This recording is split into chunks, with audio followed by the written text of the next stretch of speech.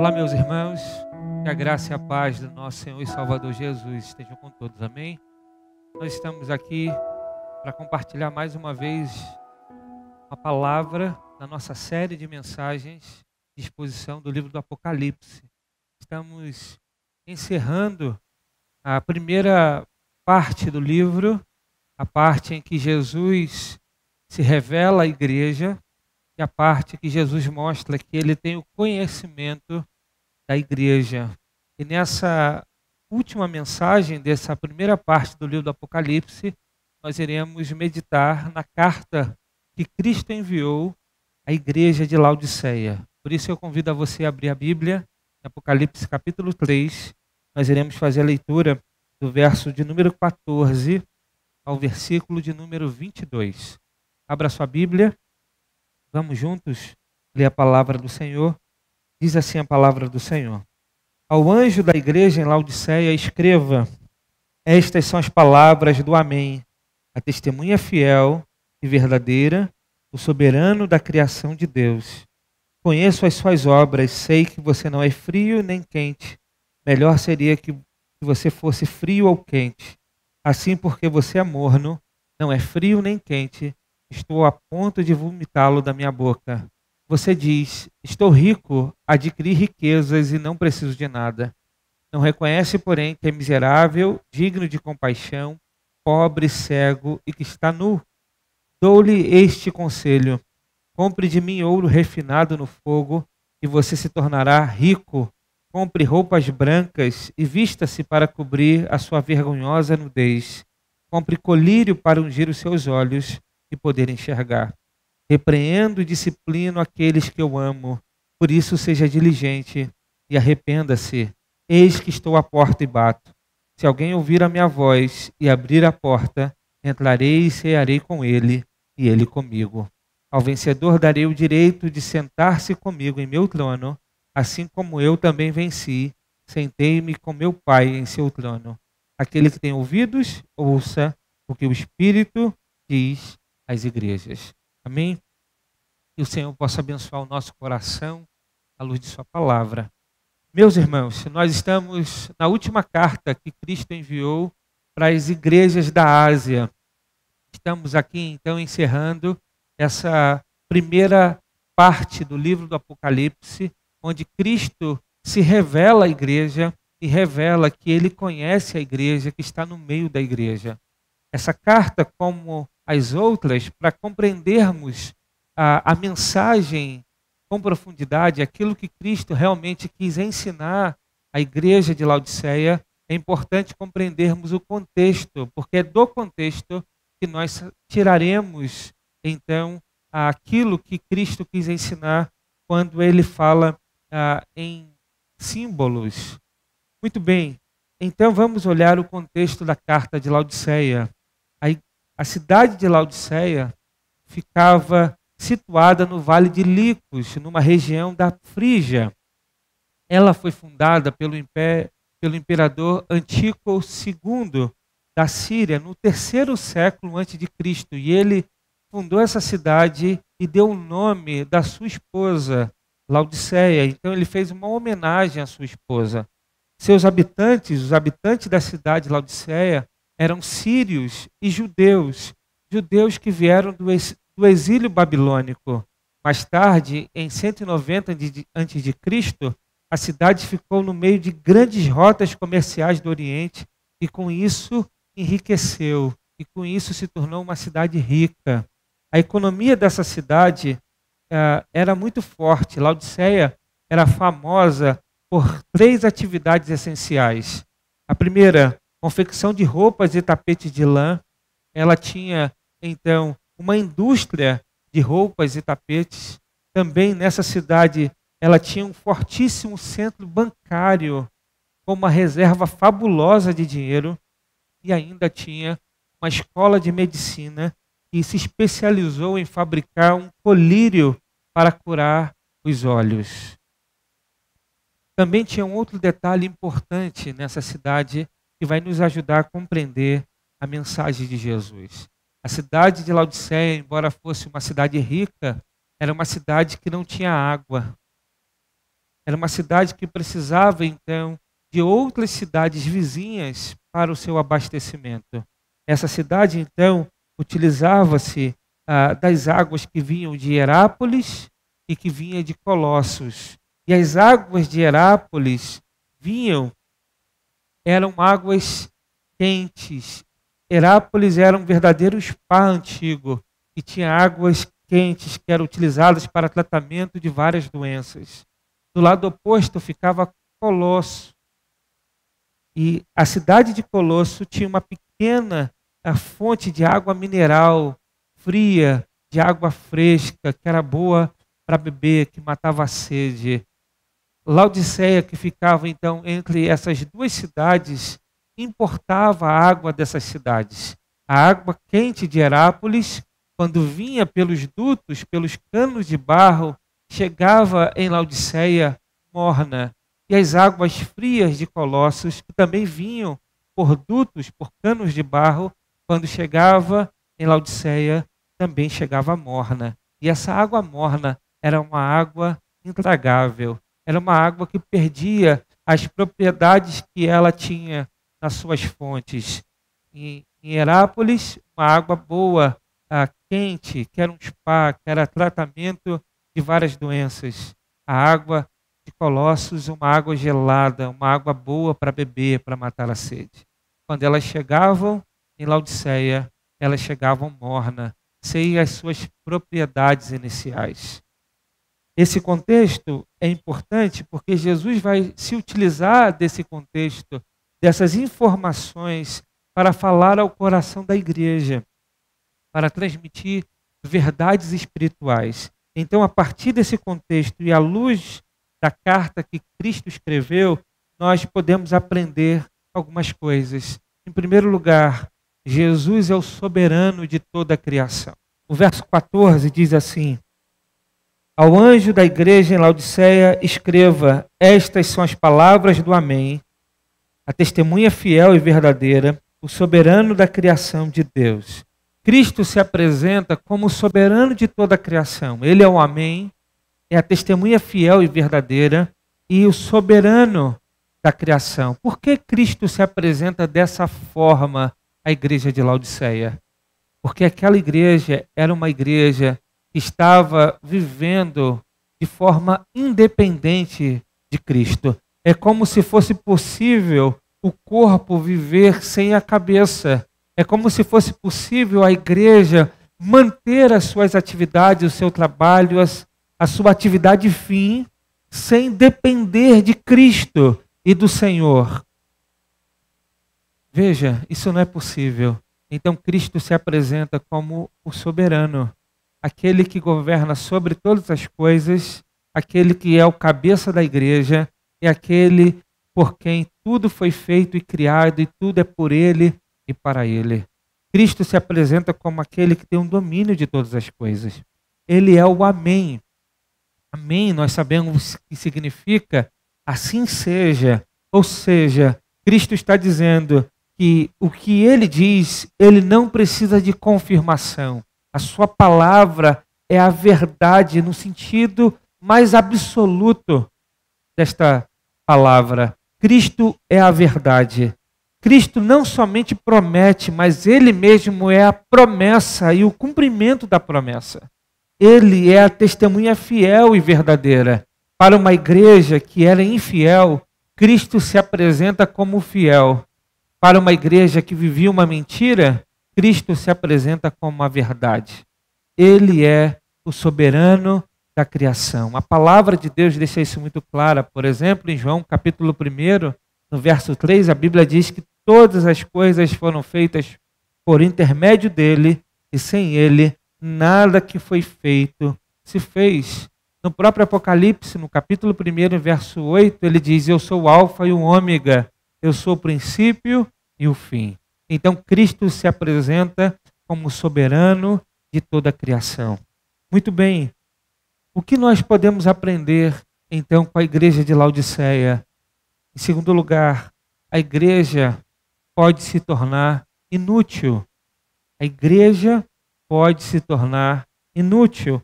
Veja o que diz o verso 15 e 16 da carta.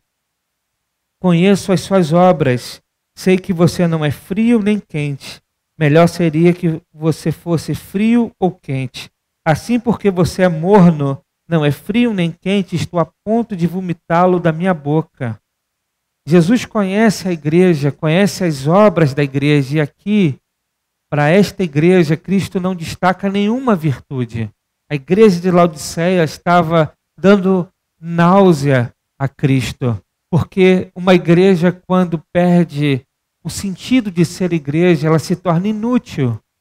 E a igreja de Laodiceia se tornou uma igreja inútil. Cristo está dizendo que ela é uma igreja morna. E nós vimos no contexto da cidade que a cidade tinha águas mornas.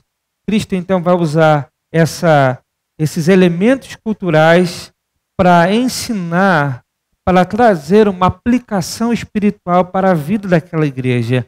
E Jesus é mestre em fazer isso. Nas parábolas de Jesus encontramos facilmente Jesus usando de contexto social, contexto cultural da sua época, para trazer aplicações espirituais. A cidade de Laodiceia era uma cidade rica, pomposa. A cidade tinha um centro financeiro forte, um banco forte, tinha um centro comercial forte. A cidade fabricava colírio, era uma cidade importante naquele tempo, mas embora fosse uma cidade pomposa e rica, era uma cidade que não tinha um elemento fundamental para a vida, que era a água. Ela precisava importar água, como nós vimos. Ela importava água de Herápolis, águas quentes, água de Colossos, que era uma água fria, e quando essas águas chegavam em Laodiceia, chegava morna. Uma água intragável, uma água que não era boa para beber, uma água que não servia também para tratamento medicinal, como era o caso da água em Herápolis, ou seja, uma água que não servia, uma água inútil, uma água que perde suas propriedades, se tornou então uma água inútil. Cristo está usando desse contexto para fazer uma aplicação espiritual para a igreja de Laodiceia. Embora a igreja de Laodiceia fosse uma igreja de Cristo, ela havia se tornado inútil. E embora a água que chegou à cidade de Laodiceia era água, mas se tornou inútil, assim a igreja de Laodiceia era uma igreja, mas se tornou uma igreja inútil. Jesus, em Mateus capítulo 5, verso 13, vai dizer assim: vocês são o sal da terra, mas se o sal perder o seu sabor, como restaurá-lo? Não servirá para nada, exceto para ser jogado fora e pisado pelos homens. A pergunta que nós devemos fazer é: se a igreja perder suas qualidades, suas propriedades, para que a igreja vai servir? Meus irmãos, essa igreja não estava servindo para os propósitos pela qual ela foi plantada. A igreja de Cristo tem uma finalidade, e sua finalidade é espiritual. Uma igreja que perde a finalidade espiritual, ela perde o sentido e a razão de ser igreja. Ela se torna inútil.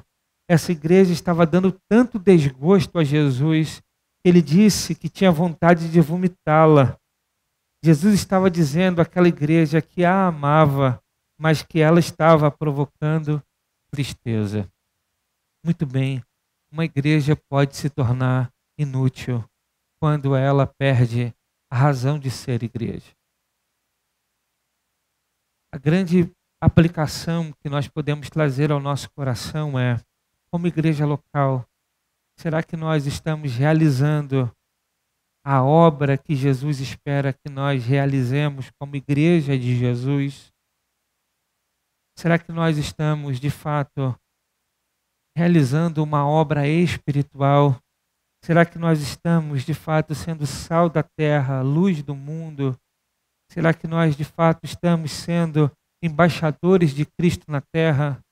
Será que nós estamos fazendo discípulos e ensinando tudo aquilo que Cristo ensinou? Será que nós estamos proclamando o Evangelho para levar as boas novas para o mundo perdido? Será que nós estamos, de fato, vivendo em unidade para que o mundo veja Cristo em nós? Será que nós estamos cumprindo com o nosso papel? Será que nós estamos, de fato, sendo um corpo de Cristo, onde cada parte realiza a sua função e esse corpo cresce no serviço ao Senhor? Essa pergunta nós devemos fazer. E nós que somos parte do corpo, precisamos olhar para o nosso próprio coração para saber se nós estamos nos empenhando a realizar nossa parte para que o corpo de Cristo, então, realize a sua função. Para que o corpo de Cristo, a igreja local, seja útil no plano, no projeto do nosso Senhor. Nós devemos perguntar e fazer essas perguntas ao nosso coração. Mas ainda aprendemos com a carta de Laodiceia que a igreja pode se tornar independente de Deus. O verso 17 diz assim: você diz, estou rico, adquiri riquezas e não preciso de nada. Não reconhece, porém, que é miserável, digno de compaixão, pobre, cego e que está nu. Veja, a igreja de Laodiceia se tornou uma igreja independente. Ela chegou a dizer, eu não preciso de nada. Ela era rica, ela tinha riqueza. E pelo fato dela ser rica e de ser uma igreja bem financeiramente, bem materialmente, ela acreditava que não precisava de nada. E já parou para pensar? Às vezes a gente diz assim, graças a Deus eu não preciso de nada. E muitas vezes a gente acha que o fato de termos tudo materialmente, nós estamos dizendo que não precisamos de nada e nem de ninguém, mas dependemos de Deus. Mas já parou para pensar que no fundo, esse não precisar de nada, o que nós estamos dizendo é que nem de Deus nós precisamos. Uma igreja que se garante nos seus bens materiais, na sua riqueza, na sua prosperidade material, é uma igreja que deixou de perceber que ela só pode ser igreja quando depende de Deus e não das coisas que ela tem. Algo que nós podemos refletir com esta carta que Jesus escreve à igreja de Laodiceia. Era uma igreja que se achava que tinha de tudo. Era uma igreja que tinha culto. Era uma igreja que celebrava a ceia. Mas Jesus não estava em comunhão com eles. Ao ponto de Cristo escrever na carta e dizer, eis que estou à porta e bato. Se você abrir, entrarei e cearei com vocês e vocês comigo. Era uma igreja que tinha bens materiais, que tinha propriedade, que tinha reunião, que tinha culto, que celebrava a ceia, mas era uma igreja que não tinha Deus. É uma igreja que Cristo estava fora da comunhão. Era uma igreja que achava que era independente. Nós devemos refletir sobre isso. J.I. Packer vai dizer que há igrejas cujos cultos são solenes, mas são como caixão florido, que dentro tem um defunto. Há muitas igrejas que, se o Espírito lhe for completamente retirado, todas as coisas continuariam acontecendo da mesma maneira e nada mudaria. Há igrejas que estão tão no automático que se Cristo não estivesse mais na comunhão, e se o Espírito fosse retirado, a igreja nem sequer se daria conta disso. A igreja nem sequer perceberia. Meus irmãos, nós temos que ter cuidado. Temos que ter cuidado para não se tornar uma igreja independente de Deus. Uma igreja que confia em coisas. Uma igreja que confia apenas naquilo que podemos comprar, naquilo que podemos produzir, naquilo que podemos possuir, naquilo que podemos ter. Uma igreja que pensa apenas materialmente. Sabe aquela coisa assim? Uma igreja que perde a sensibilidade espiritual. Uma igreja, quando vai fazer o seu planejamento para a vida, para as atividades, para as suas obras, ela só consegue enxergar aquilo que é material, aquilo que é palpável. Ela se garante apenas nos recursos, no dinheiro, e não no Deus que cuida da igreja, não no Deus que sustenta a igreja até aqui. É verdade que muitas vezes nós olhamos para aquilo que devemos fazer apenas com um olhar material para as coisas. Queremos decidir coisas espirituais apenas olhando para questões materiais, apenas olhando com um olhar natural das coisas que nos cercam. Uma igreja que perdeu a convicção espiritual, uma igreja que perdeu o sentido das coisas espirituais, é uma igreja que se garante apenas naquilo que possui. Meus irmãos, nós temos que ter cuidado para não se tornar uma igreja independente de Deus. Uma igreja se torna independente de Deus quando os seus membros, que são parte desta igreja, começam a viver uma vida independente de Deus.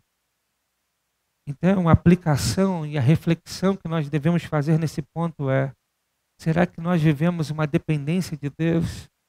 Será que o nosso culto, a nossa religiosidade, a nossa vida com Deus, a nossa fé, a nossa prática espiritual é uma prática na dependência de Deus? Já viu como hoje é muito comum nós desejarmos ser igreja, nós produzirmos religiosidade à margem de Deus? É muito fácil detectar isso. Veja, quando a gente quer ser crente, não submisso à palavra. Quando a gente quer ser igreja, não como Deus revelou que deve ser a igreja na palavra. Quando a gente acha que as intenções do nosso coração, as nossas expressões de sinceridade, de honestidade é suficiente no culto, na expressão pública, na adoração. Nós queremos então ser uma igreja independente. Porque uma igreja dependente é uma igreja que se coloca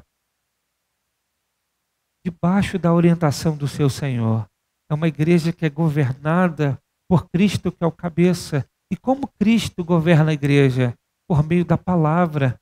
A Bíblia é a revelação máxima para as nossas vidas. A Bíblia é a revelação de como Deus também quer que a igreja seja, como a igreja deve atuar, como a igreja deve produzir as suas atividades, como a igreja deve produzir o seu culto, como a igreja deve ministrar a ceia, como a igreja deve ministrar o batismo, como a igreja deve promover a comunhão, como a igreja deve se autogovernar no sentido de consagrar os seus oficiais, como deve ser a liderança da igreja. Tudo isso a Bíblia expressou para nós. E quando a gente diz, não, isso não serve para os nossos dias de hoje, não vivemos num contexto pós-moderno, e o que a Bíblia diz ela diz para o seu passado, apenas para o passado, ela não mais comunica a nós como devem ser essas coisas. O que nós estamos dizendo é que nós devemos ser uma igreja independente de Deus. Nos tornamos uma igreja independente de Deus. Sabe? Uma igreja que acha que pode ser igreja pela internet. Uma igreja que acha que pode ser uma igreja sem o ajuntamento. É muito interessante essa discussão hoje. Talvez a pandemia veio para levar a igreja a discutir sobre a sua eclesiologia,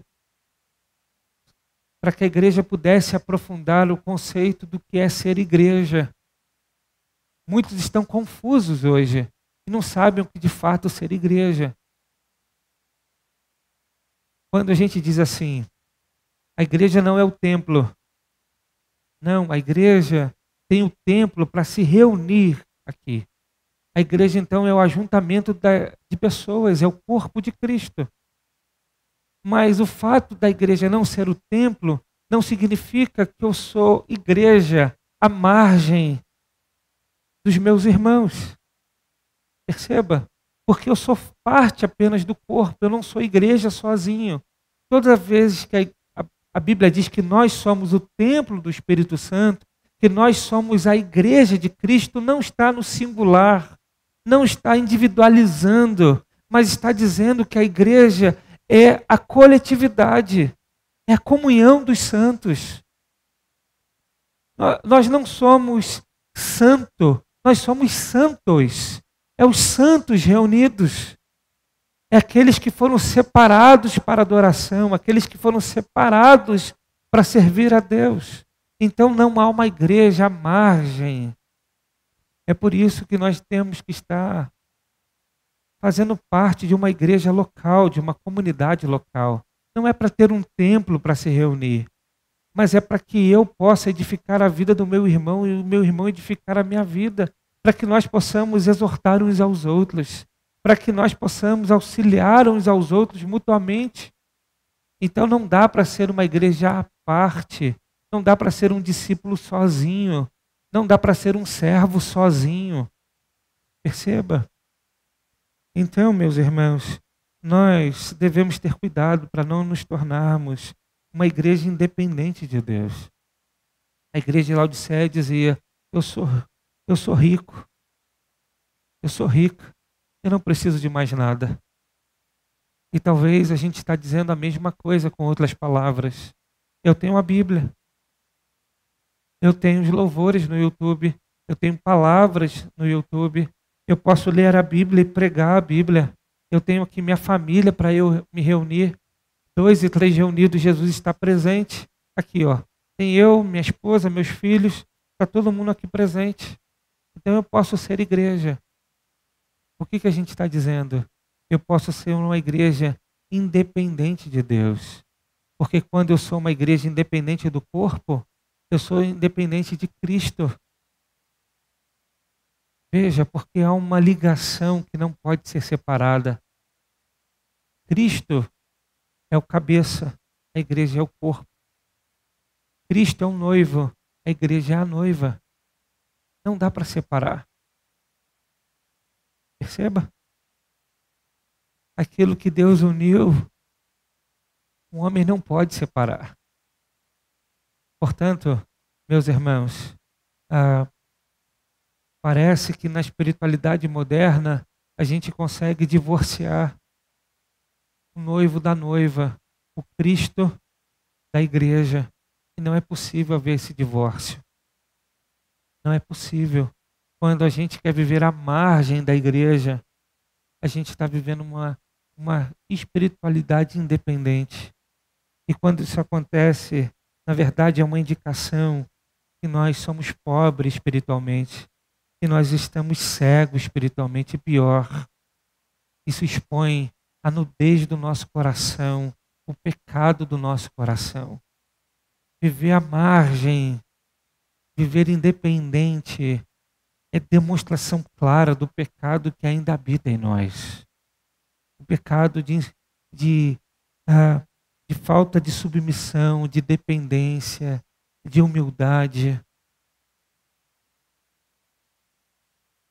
A gente demonstra que o Deus do nosso coração não é o Deus soberano e criador de todas as coisas, mas o Deus do nosso coração é nós mesmos. É por isso que nós não dependemos de nada. Temos uma idolatria.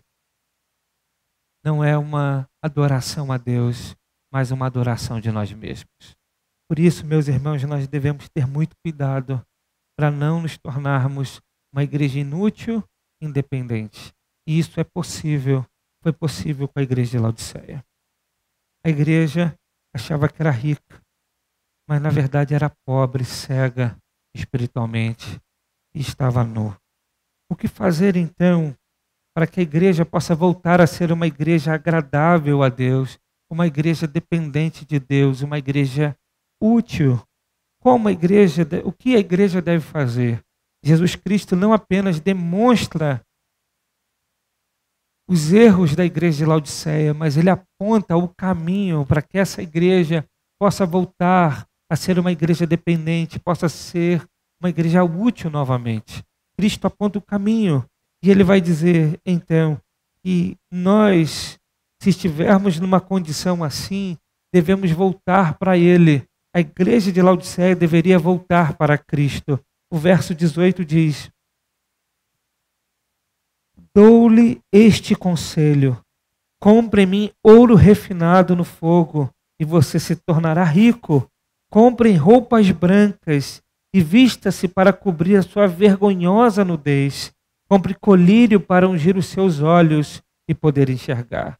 Jesus vai dar um conselho àquela igreja, vai desafiar aquela igreja a comprar com ele as riquezas espirituais, a buscar nele as riquezas dos céus, a buscar nele ser rico de forma espiritual, a buscar nele as roupas para cobrir o pecado e a nudez, a buscar nele uma vida em santidade, a buscar nele o colírio para fazer com que a igreja volte a enxergar espiritualmente.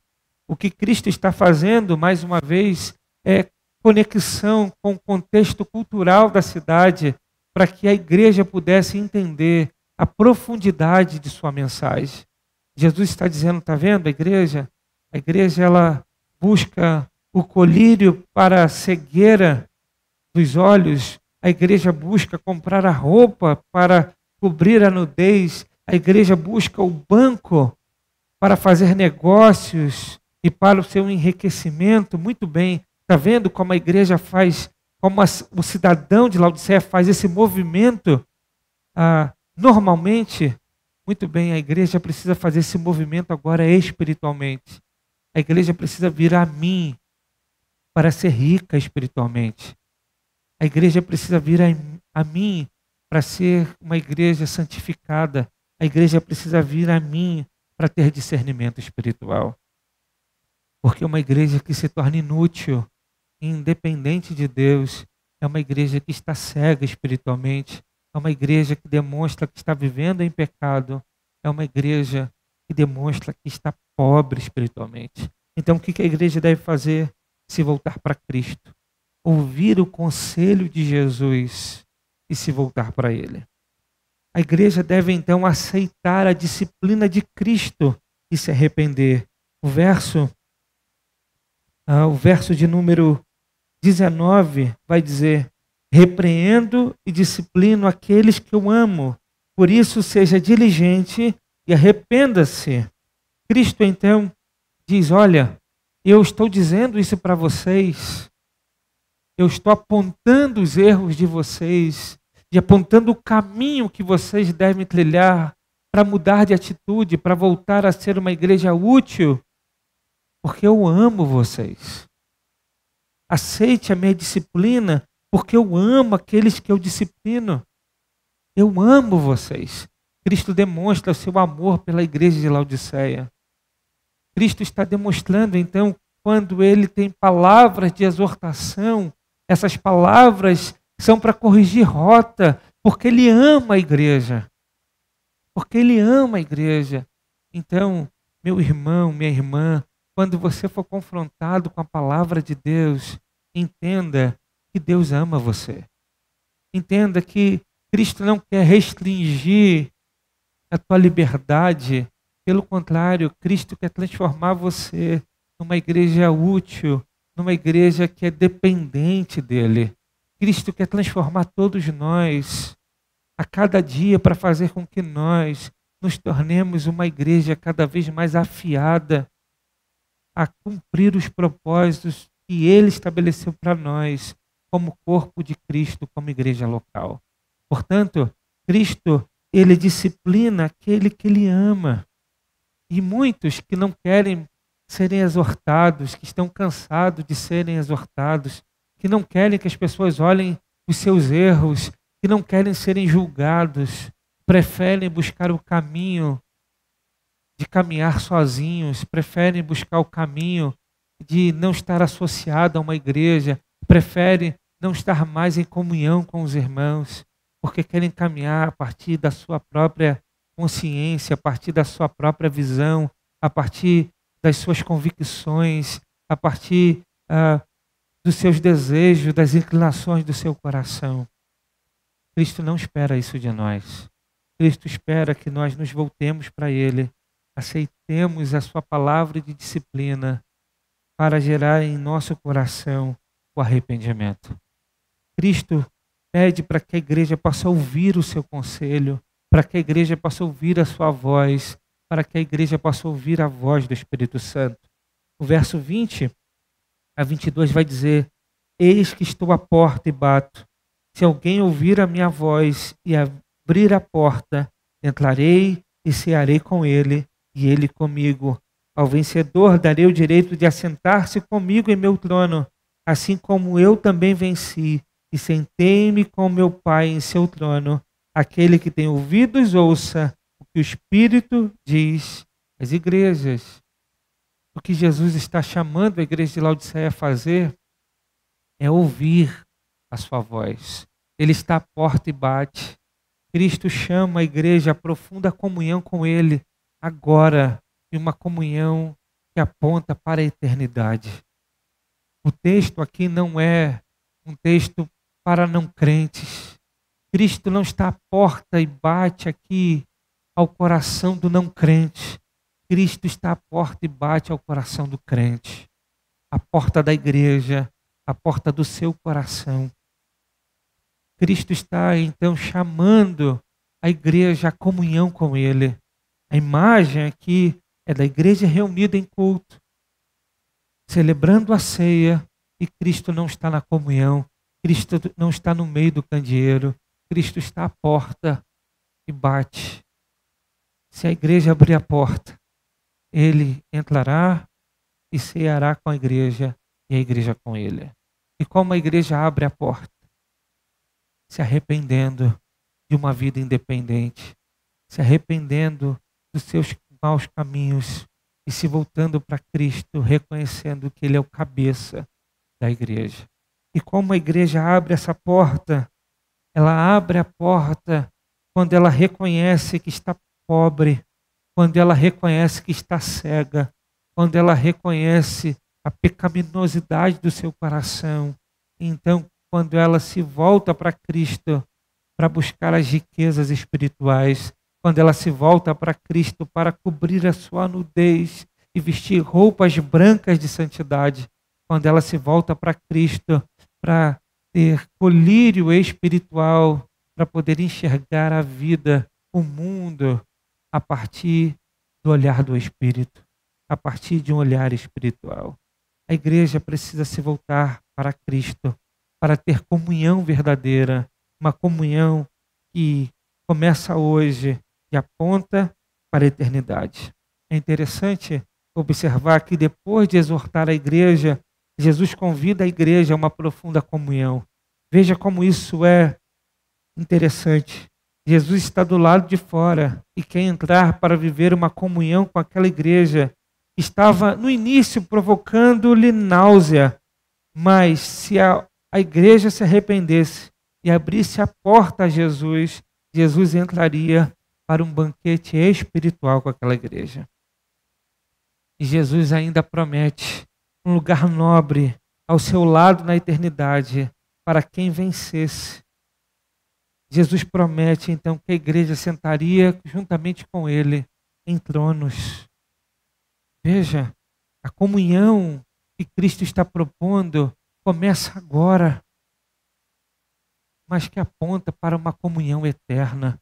A igreja precisa entender a profundidade disso.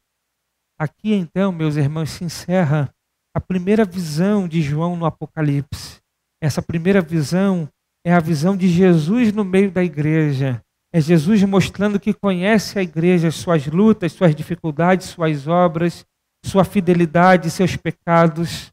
Ora, Jesus elogia a igreja, ora, Jesus adverte a igreja, mas Ele está junto de sua noiva, está passeando pelos candelabros, está junto, passeando em meio ao candeeiro. Ele tem o controle de tudo, Ele tem o controle em suas mãos.